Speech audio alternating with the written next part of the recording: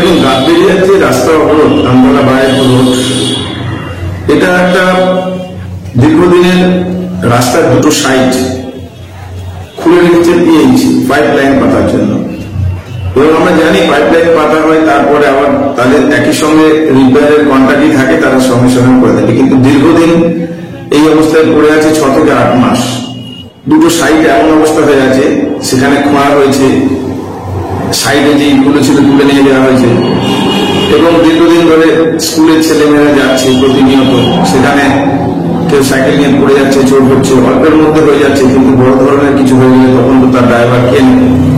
তাই বারবার এলাকার স্থানীয় প্রশাসনকে জানিয়ে কোনো লাভ হয়নি। তাই তার প্রতিবাদে এলাকার মানুষ আজকে অবরোধ করেছে এবং অবরোধের পরে পুলিশ আসে, পুলিশ এসে মধ্যস্থতায় আজকে অবরোধটা উঠেছে।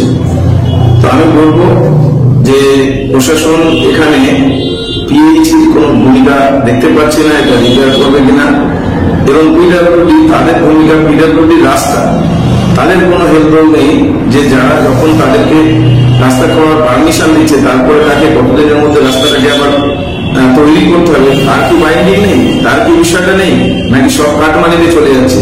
কাটমানি কোনটায় আছে সেইটা থেকে তাড়াতাড়ি কাজ হবে, যাতে কাটমানি নেই সেই কাজটা তাড়াতাড়ি হবে না। কিন্তু মানুষের জীবন নিয়ে খেলা যাবে না। এই তো গত পরশুদিন এমপি সাহেব বলেন তিনি তার নাকি ডায়মন্ড মডেলে নিঃশব্দ বিপ্লব। তো নিঃশব্দ বিপ্লবের এই তো চেহারা। রাস্তাঘাটগুলো দেখুন কি অবস্থা হয়ে আছে, দুটো সাইড, যে কোনো মুহূর্তে মানুষ প্রাণহানি হতে পারে।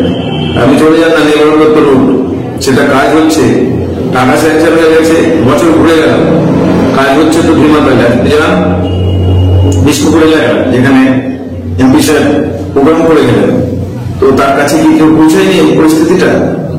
সেটা নিশ্চয়ই দেখা উচিত আছে। এটাও আমি এর সঙ্গে যুক্ত করতে বলবো, তার সেই কঙ্কালসার চেহারাটা। তো আমাদের দাবি বিজেপির পক্ষ থেকে যে প্রশাসন দ্রুততার সঙ্গে আজকে রাস্তাগুলো মেরামত করুক। আপনারা জানেন একে রোডের নালা চলছে, মানুষজন যাবে, আর এই রাস্তা দিয়ে যেভাবে বাইপাসে বড় বড় ট্রাক যায়, কতটা আতঙ্কের মধ্যে থাকতে হয় মা বাবাকে, যে ওই ট্রাকগুলো যাওয়ার পরে যদি সাইডে পড়ে গিয়ে ছেলে পড়ে ওখানে পড়ে যায়। তো আমি অনুরোধ করবো প্রশাসনের কাছে যে দ্রুততার সঙ্গে এটা মেরামত করা হোক। আমার নাম সুপ্রভাত, ডায়মন্ড সাংগঠনিক জেলা বিজেপির সহসভাপতি।